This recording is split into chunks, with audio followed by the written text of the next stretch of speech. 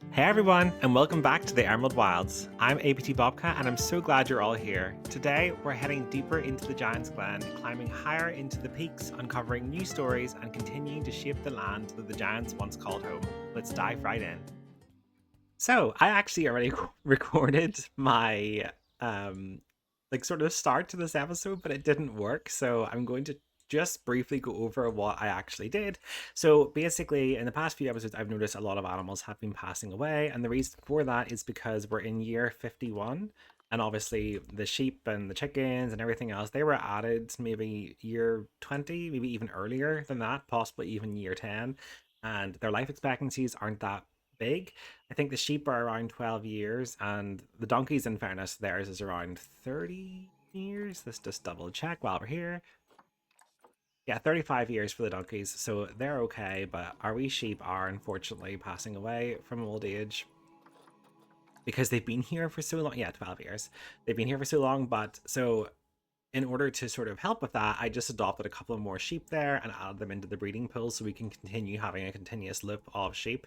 I didn't realize, obviously, how long it was going to take in terms of game years to build everything here. But we are getting there and we're getting sorted. It was all because of the finance issues we had because of that stupid management, which I regret, but it's sorted now and we are getting there. I was also looking at our P files, and unfortunately, we still do not have a female albino, but we will get there. And once we do, we can add in our Guinevere as per requested by one of my commenters. So basically, I started this episode off explaining all of that, and then I went over to the Giant's Glen where I had a wee burst of inspiration and decided I wanted to revamp our Fire Salamander area. Now, I don't want to spoil it just yet because the speed build did actually record. So I have the speed build record of that. So I'm going to play that now, and then I will see you all in a couple of minutes whenever the speed build is complete and I can show you the reveal. So I shall see you all then.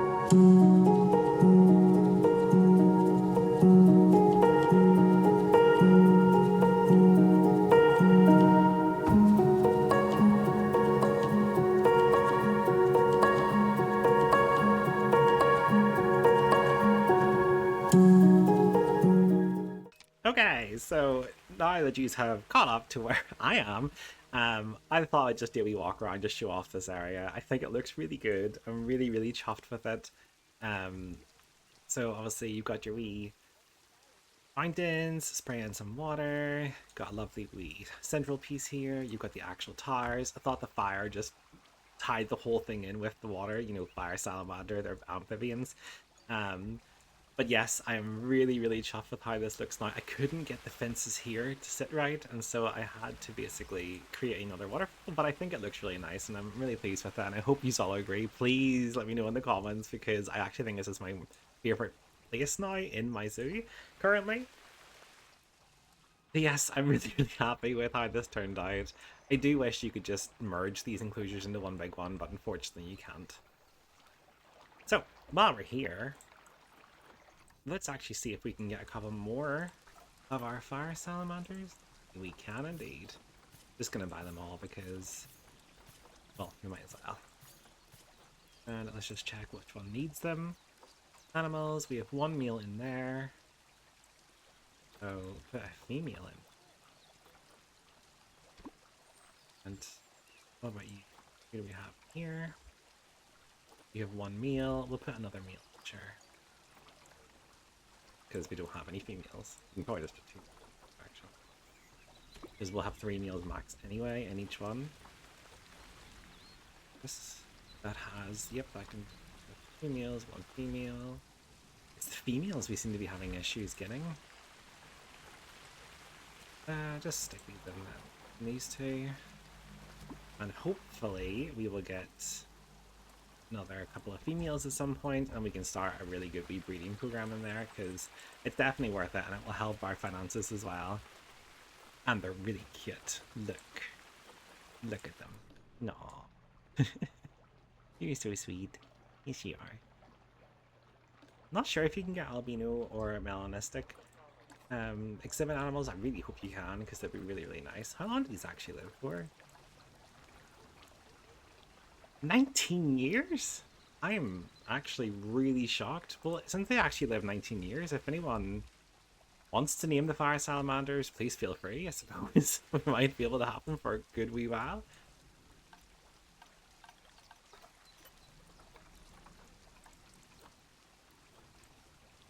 So the next thing I wanted to do then in our Giants Clan is, I mentioned in the first episode of the Giants Clan that I wanted to add a restaurant in here. I've never ever worked with a restaurant before, but I'm going to attempt to do that. I feel like, again, it would help with the finances, and it would definitely help with our guests.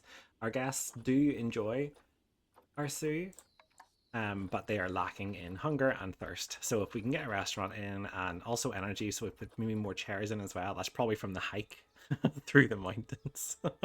So yes, I'm planning to do that now, and hopefully that will make them all happy, because we're currently almost at 4 stars. Our marketing's where we're lacking, but we don't have the money to put it up yet.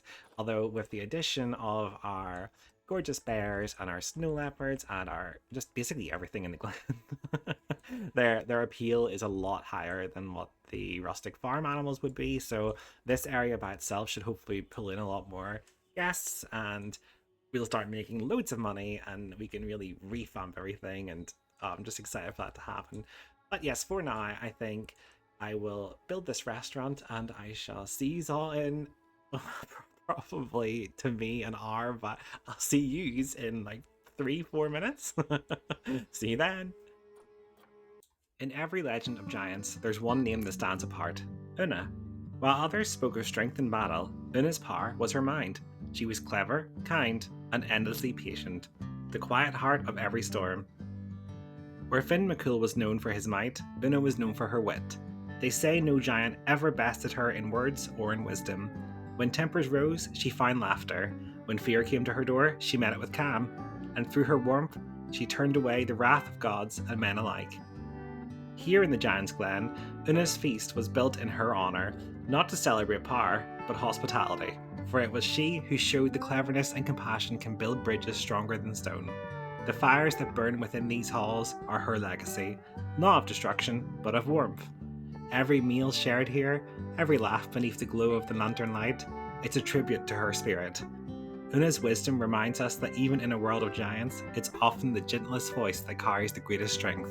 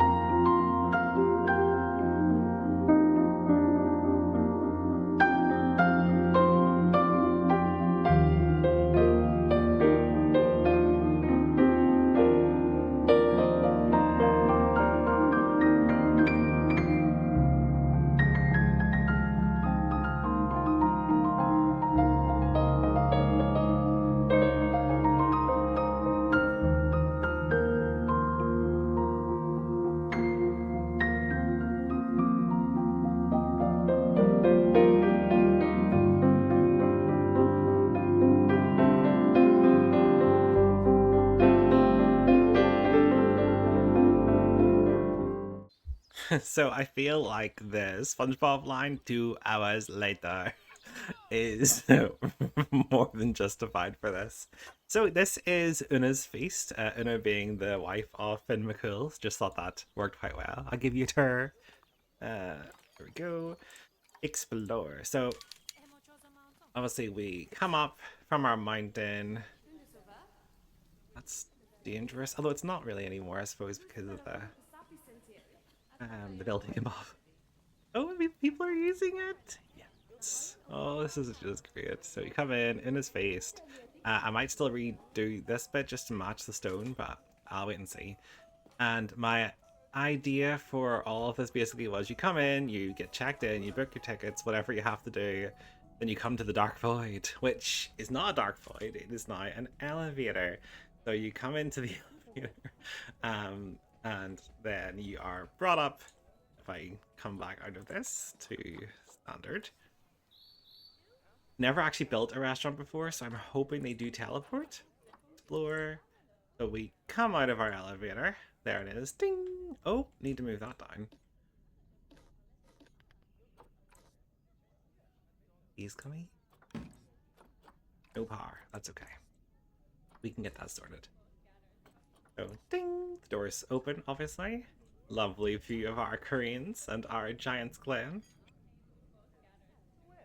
Then, I'm assuming this is... Yeah, okay, so obviously, I don't know if you saw it in this video or not, but I have some sort of a menu here. And then again in his face. Oh, look! This really do teleport. Oh, that's so cool. Oh, look at the wall. Oh, do we sit with you? I don't want you sitting by yourself. It doesn't seem very fair. Oh, you seem happy enough. You know, lovely wee French fries. Oh, this rock. Just while I'm going through this, I'm like, oh, actually, this is very uneven. This is a trip hazard. Oh, this is so cool. We've got our wee bear statue up there, which I absolutely love that statue. I saw it and was like, yeah, oh, also look, Wilbur is about to mate, which is just, oh, everything's going well. Oh goodness, wee family just appeared. No, I'm really chuffed with this. I hope you all agree. I love the wee lights and all. I might still add in a couple more extra decorations and things, but it took so long to build this as it was. I thought, nah, that's more than enough for this episode. Oh, I love the view. It's such a nice wee restaurant. And the reason I wanted to have the elevator was because I think, well, I've mentioned before about disabilities and things like that, and I just thought I don't want people having to climb another mountain once they've just climbed a mountain to get into a restaurant, so this is why there's an elevator. So let's head on out. I can jump out. There we go. Yes, very, very happy about that. Oh, and Solo is about to have some bambinos. Offspring due September, and it is now September. Oh, I'm excited. We have some there. Hello, little children. Or is that actually? Are you? No, that's Hey-Hey's babies. And Solo still hasn't had her. Oh, this is her now.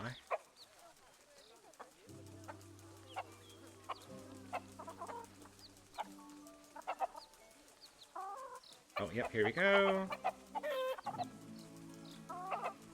Oh, oh, she had one. Only one? Two! Twins! Oh, 3! You go, girl. Oh, also, I completely forgot about this area, so I did end up expanding our chicken coop down here the way I talked about previously. I need to add some rocks in here, just to give them a wee bit extra space, because I really wanted the forage box in, and... yeah, okay, they're still okay. Oh, just need a wee bit more sand. There we go, she's all happy. So yes, really pleased with them. I'm so pleased. Our pigs are finally breeding again. I've also swapped out their forage box for a little mud bath, because I thought it made more sense. Pigs like mud, so, you know. If you agree, let me know. Oh. Gosh, baby galore. We're in baby season. Hello, little bambino. Okay, let me see.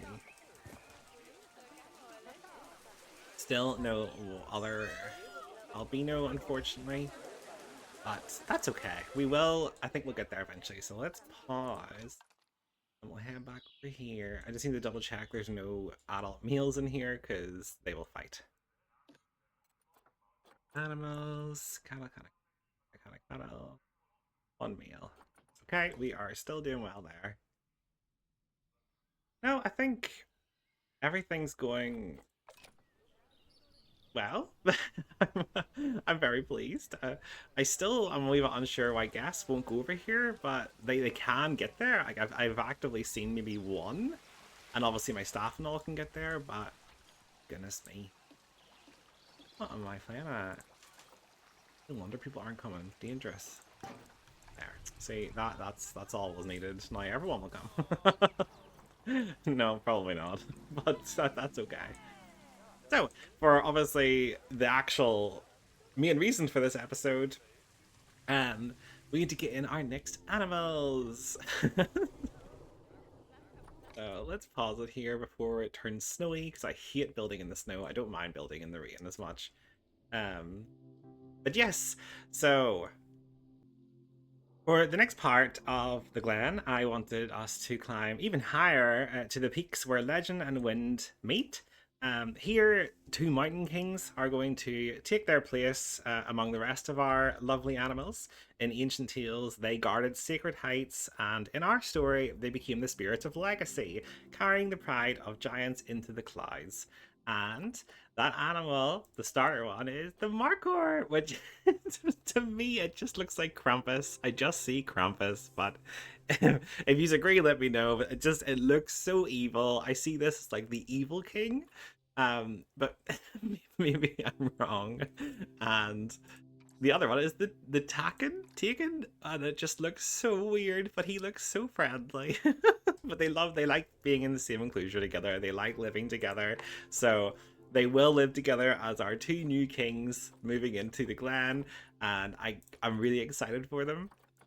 I've never had them before. 1 male, 11 females.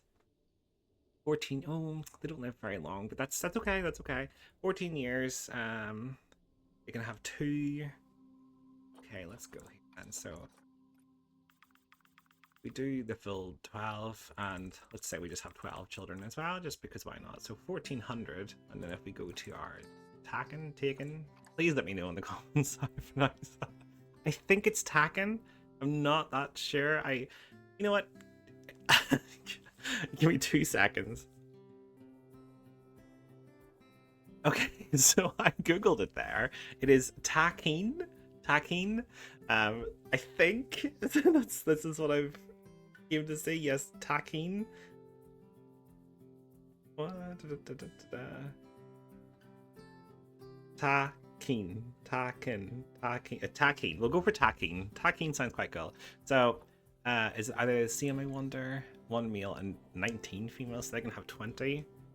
They live a wee bit longer, 18 years, and they only have 1 child per birth. So let's say we did have them all 20, and we'll lower that to 10. 1800. So you're talking maybe 2,000 square meters. We'll probably have much more than that because of the size of all of our enclosures so far. But they are meant to be the kings of the Glen, so I'm going to put them in here and try my best to make some sort of like a 2-height scenario where the Markhor like to live up a lot higher than what the Takin do, so they'll be more down, but there will be a ramp up and down, of course, and they can intermingle as they wish, but that is my goal, so I'm going to try that now, and I shall see you all in a minute. High among the cliffs, where the air thins and the stones remember the weight of the giant's footsteps, 2 creatures rule the heights, the Markhor and the Takin. Both are born in the mountains, shaped by the same cold winds and endless ridges. The Markhor, with its spiraling horns, is native to the rugged peaks of Pakistan and northern India. Its name means snake eater, and in old legend it was said to slay serpents. Its twisted horns formed from the spirits of those that it defeated. Those same horns became symbols of strength, protection, and divine power, their spirals mirroring prayers rising into the heavens. The Takin, by contrast, is a creature of ancient mystery, part goat and part ox. In Bhutanese lore, it was created by the great monk Drukpa Kunli, the divine madman. When his followers demanded a miracle, he joined the head of the goat to the body of a cow, clapped his hands, and the Takin sprang to life, a living emblem of balance between the sacred and the wild. Across cultures, both creatures became guardians of the mountains, silent watchers of sacred heights, symbols of endurance, majesty, and divine creation. They belong to the world where earth touches sky, where life clings to the edge of stone. And so, here in the Emerald Wilds, the Markhor and the Takin are reborn as the kings of stone and summit, the spirits of legacy. They carry the pride and memory of the giants who came before, their horns twisting like the columns of the causeway itself. Where they walk, the cliffs remember, and the wind still sings of the old world.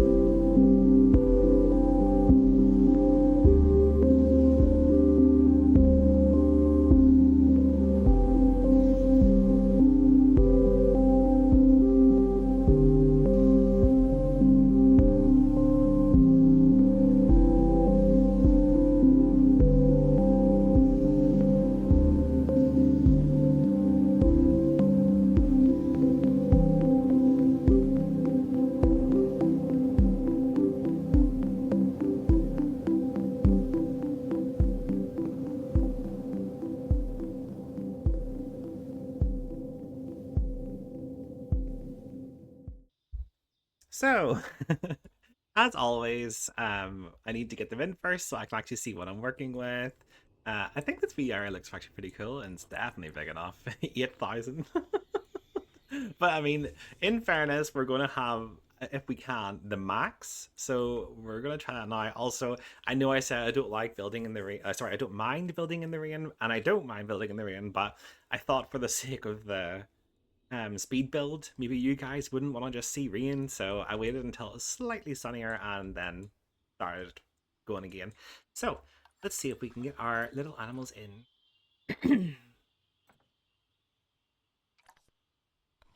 Let's see here. Mark.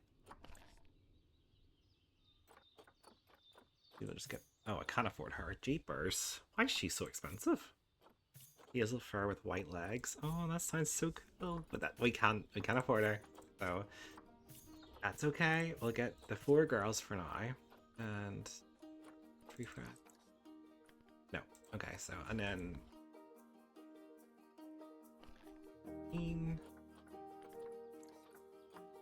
again, just another 4 girls. But that is fine. We just need to get our kings in the 2 meals. So I'll keep checking back periodically as I'm going. But for now, the 8 of these is more than sufficient. I think they are okay with just 8. Yeah, so the minimum group size they need is 2. And the Takin is also 2. So they've got 4 each, so they are more than happy. See? Female bachelor group, 2 to 20. Happy days. So I will get them in now, and then I shall see them all getting delivered in a couple of seconds. I forgot to put them into quarantine, that might help. And to quarantine.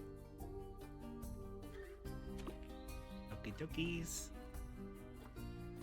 Yeah, okay, good. So I shall wait for this, and I shall see you all in a second when our lovely animals arrive.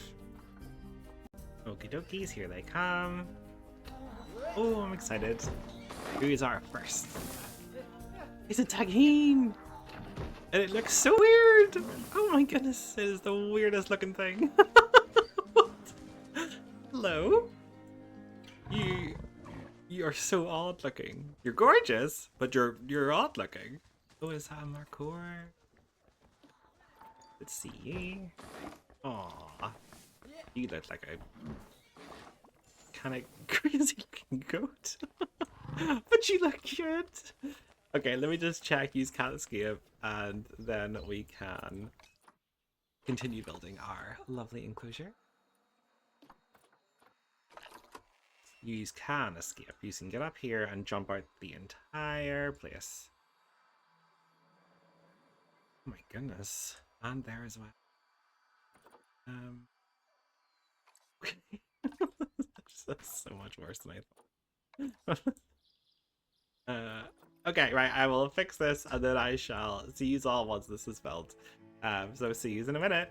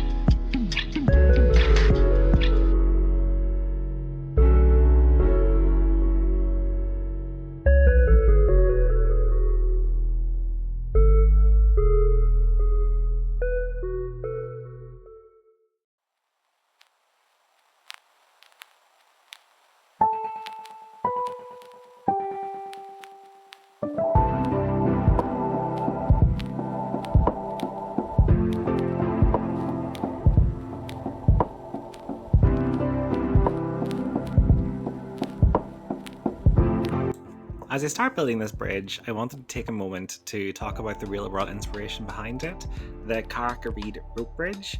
It is found along the northern coast of Ireland, not far from the Giant's Causeway itself. The first version of the bridge was built over 350 years ago by salmon fishermen who needed a way to cross from the mainland to the tiny island of Carrick-a-Rede. Suspended almost 100 feet above the crashing waves, it was made from little more than rope and wooden planks, swaying wildly in the wind as the men carried their nets across. Over the centuries, the bridge was rebuilt many times, each version a little safer than the last, but it never lost its reputation as a test of courage.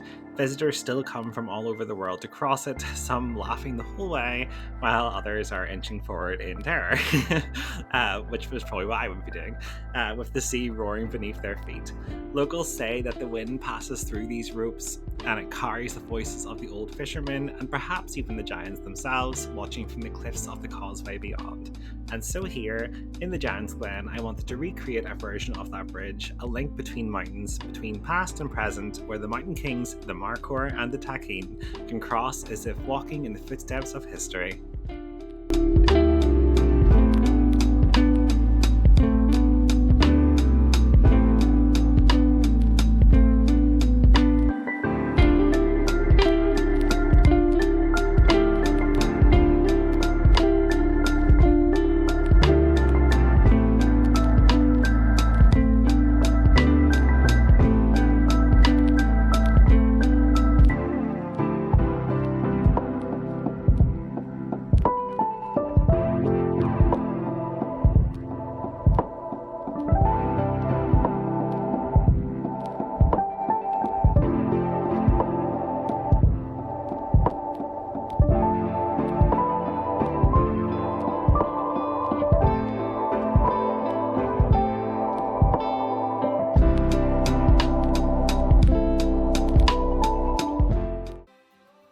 Right, so I think that is all looking really good, but before I can even give you the tour, we're about to have a baby.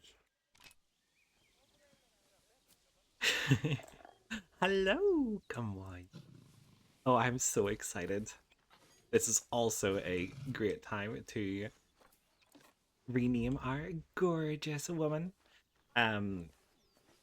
So let me just pause here before she has her babies. So obviously I did a poll and I got everyone to vote, and for the girl, Buffy and Aurora, they both tied, but I personally prefer Aurora. I think it's like Aurora Borealis, you know, that kind of thing, and I just think it really suits the Snow Leopard, so I'm gonna go for Aurora.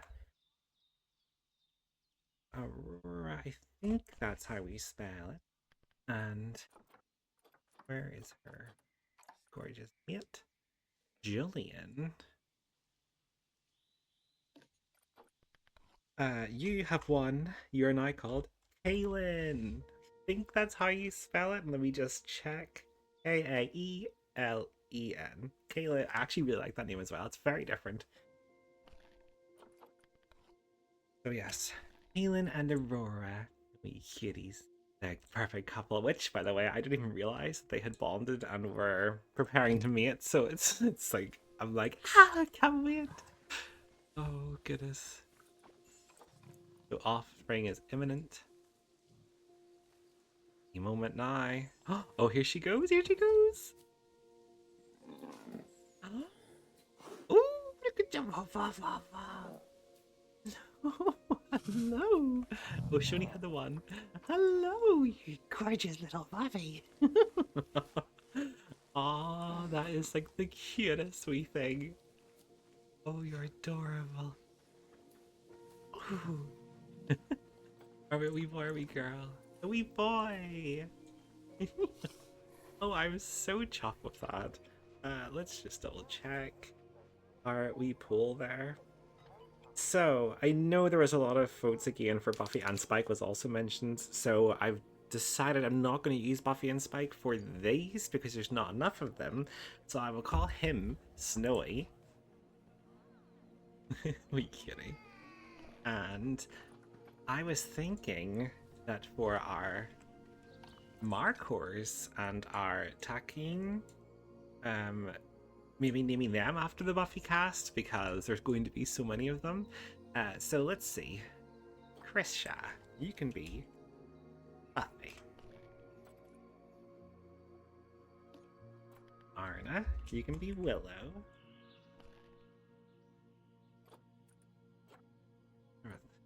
You're gonna do two animals.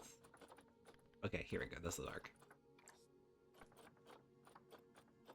We're gonna name Markhors after the Buffy. So we've got Willow, Buffy. Oh, she's already called Anya. Just take away one of the A's. Annika, you can be Faith.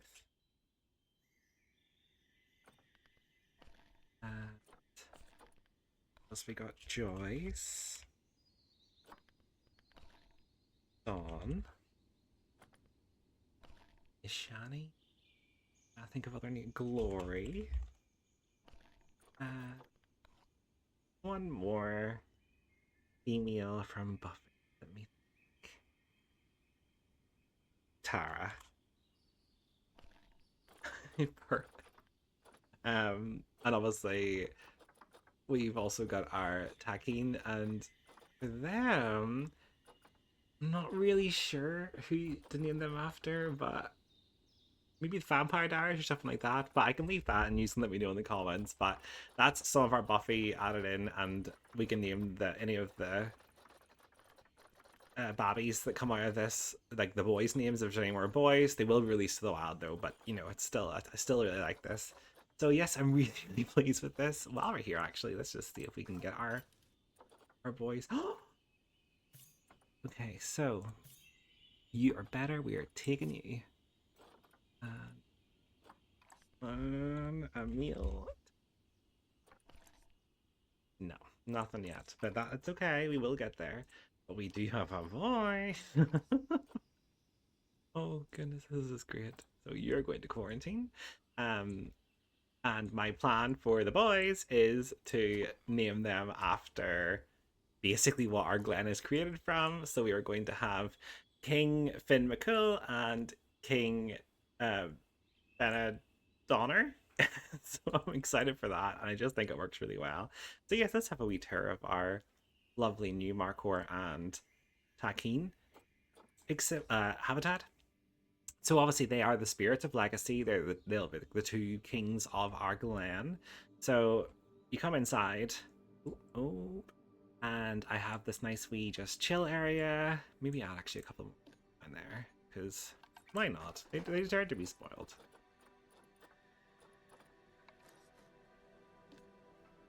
Let's put you here and here. Yes, they've got this nice wee chill area. They've got a wee jello cake. They can also go up the stairs. We've got a feeding place here just to encourage the keepers to feed them, and then people can watch from here, you see, which I think is quite a nice wee view. And then if you go outside, I love the fact that there's cherry blossoms, that they like them. I'm like, yes, any chance I get a cherry blossom out of it, I do it. We need coolers because they like cooler weather. Hello, gorgeous. We have a little watering hole for them, and I like to think that this has been ran from our reservoir over here, so it's like running through it behind the mountains. And then I've made it like a wee rocky incline basically, so they can come up here, go up around. They can even get up on the bridge now. Again, this is an enrichment item to encourage them to come up. Like, this is a great view here. You can literally see the whole place, and it does look great. And then this rope bridge, there is a bridge, like I said in the voiceover, in or near the causeway, called Carrick-a-Rede Rope Bridge, and I just was like, oh, you know what, this would be a great time to add this, just because the Markhor can jump down here, but I don't think the Takin can, so they can just cross the bridge. But it's like combining the two, and I really like it. So I hope you also really like this habitat. I think it came out really, really well. I'm really pleased with it. Also, I did have attempt at this, and I've managed to fix the floor. Someone suggested just lowering the floor, and I was like, oh, I don't know why I didn't even try it, because I did try it, but it kept glitching, so I sort of worked around it, and I couldn't get rid of the curbs. No matter what I did, they stayed. But I think this looks really nice. I've added in some extra education boards as well, and I've added in some education here for the children. If they press these, it makes noises and stuff, and I've like decorated it like a bear. So I just think that's really cool. So yes, I'm really chuffed with how this has came out as well. Please let me know in the comments what you think of everything.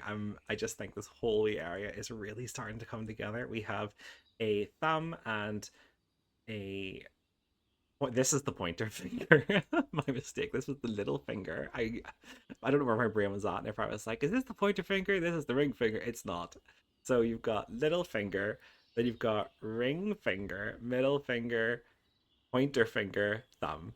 So we just have to do our ring finger and we have to do our thumb, and then I will revamp the whole area the same way I did with our lovely Meadows of the Morn and bring it all together. And I'm really excited for that. And I'm so chuffed we have a baby.